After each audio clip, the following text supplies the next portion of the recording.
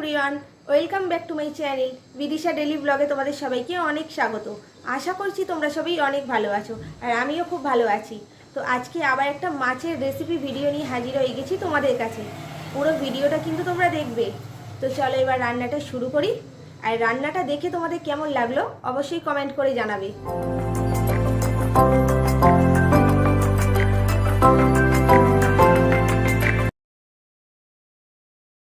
আজকে আমি পুঁটি মাছ রান্না করব।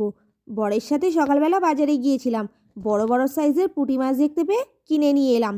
বাজারে না প্রচুর চুনো মাছ আর পুঁটি মাছ বিক্রি হচ্ছে, তাই ভাবলাম মচমচে করে পুঁটি মাছ ভেজে পুঁটি মাছের ঝাল ভাজা করব। তোমরা তো দেখতেই পেলে যে পুঁটি মাছগুলো আমি ভালো করে বেছে ধুয়ে নিয়েছি। তারপরে আমি নুন আর লেবুর রস মাখিয়ে কিছুক্ষণ রেখে দিয়েছিলাম জল ঝরানোর জন্য। এখন তো আমি পেঁয়াজ, টমেটো আর কাঁচা লঙ্কা কুচিয়ে নিলাম পেস্ট করার জন্য। তো দেখো পেস্টটা তো আমি বানিয়েই নিয়েছি। তো এবার পুঁটি মাছের সব জল ঝরে গিয়েছে। তো এর মধ্যে আমি হলুদ আর লঙ্কা গুঁড়ো একটু মাখিয়ে নেব। মাছের মধ্যে হলুদের সাথে লঙ্কা গুঁড়ো মাখালে না মাছ ভাজার পর খুব ভালো খেতে লাগে। এবার আমি কড়ার মধ্যে তেল দিয়ে তেলটা ভালো করে গরম করে নেব মাছ ভাজার জন্য। আমি মাছ বা মাংস রান্না করার আগে ভালো করে ধুয়ে নিয়ে তার মধ্যে একটু লেবুর রস মাখিয়ে দিই, যাতে মাছের আর মাংসর মধ্যে যে একটা স্মেল থাকে সেটা কেটে যায়। এরকম অনেকেই আছে যারা মাছের গন্ধ সহ্য করতে পারে না, আবার অনেকেই আছে যারা মাছ খেতে খুবই ভালোবাসে। যেরকম আমার বর মাছ, মাংস, ডিম খেতে খুবই পছন্দ করে। আর তোমরা কারা কারা মাছ খেতে ভালোবাসো অবশ্যই আমাকে কমেন্ট করে জানাবে। মাছগুলো তো আমি ভালো করে তেলের মধ্যে উল্টে পাল্টে ভেজে নিয়েছি যাতে মচমচে হয়। এই মাছগুলো এত সুন্দর ভাজা হয়েছিল যে ঝাল না করেও ভাজাই খাওয়া যাবে। এবার আমি এই মাছগুলোও সব ভেজে নেব।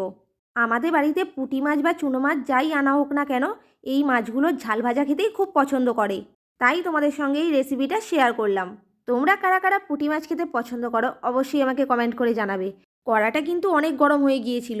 পেঁয়াজ, টমেটো আর কাঁচা লঙ্কার যে পেস্টটা আমি বানিয়ে রেখেছিলাম সেটা আমি এবার তেলের মধ্যে দিয়ে দিলাম। এবার ভালো করে নাড়াচাড়া করে নিতে হবে। এর মধ্যে এবার আমি নুন, হলুদ, লঙ্কা গুঁড়ো, ধনে জিরে গুঁড়ো, কাশ্মীরি লঙ্কা গুঁড়ো সব কিছু দিয়ে ভালো করে কষিয়ে নেব। কাশ্মীরি লঙ্কা গুঁড়োটা এই কারণে দিয়েছি যাতে কালারটা সুন্দর হয়। এবার কিন্তু মশলাটা ভালো করে কষিয়ে নিতে হবে। যে কোনো রান্না করার সময় মশলা কষালে কিন্তু তার টেস্ট খুবই সুন্দর হয়। আমি রান্না করতে খুবই ভালোবাসি, সে যে কোনো ধরনেরই রান্না হোক না কেন। সব সময় হয়তো ভিডিও করা সম্ভব হয় না, তবুও সময় বার করে নিয়ে কিছু কিছু রান্না তোমাদের সঙ্গে শেয়ার করার চেষ্টা করি। তোমরা কে কী ধরনের রান্নার ভিডিও দেখতে চাও অবশ্যই আমাকে কমেন্ট করে জানিও। আমি চেষ্টা করব সেই ধরনের রান্নার ভিডিও বানানোর। তো এবার দেখো মশলা কষানো হয়ে গেছে, এর মধ্যে আমি এবার ধনেপাতাটা দিয়ে দিয়েছি। ধনেপাতা দিয়ে হালকা নাড়াচাড়া করে এবার আমি জল দিয়ে দিয়েছি। কালারটা দেখো কি সুন্দর এসছে না। এবার কিন্তু ফুটে গেলেই আমি এর মধ্যে মাছগুলো দিয়ে দেবো। পুঁটি মাছ রান্না করার আগে মা হালুয়া চাদা মাছ রান্না করেছিল, তাই কড়াটা একটু লাল হয়ে গেছে। বাজার থেকে দু রকমের মাছ আনা হয়েছিল, হালুয়া চাদা মাছ আর পুঁটি মাছ। দুটো মাছই কিছুটা করে রান্না করা হয়েছিল। তো এই দেখো জল ভালো করে ফুটে গেছে, মাছগুলো আমি এর মধ্যে এবার দিয়ে দিয়েছি।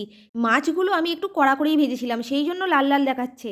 বলেছিলাম না মচমচে করে ভাজবো। তো এই দেখো মাছের ঝাল আমার হয়ে গেছে, আমি একটা প্লেটের মধ্যে তুলে নিয়েছি। ভিডিওটা তোমাদের কেমন লাগলো অবশ্যই কমেন্ট করে জানাবে। ভিডিওটা যদি তোমাদের ভালো লেগে থাকে অবশ্যই লাইক, কমেন্ট, শেয়ার করবে, তার সাথে আমার চ্যানেলটাকে সাবস্ক্রাইব করে দেবে। তো আজকের মতো টাটা।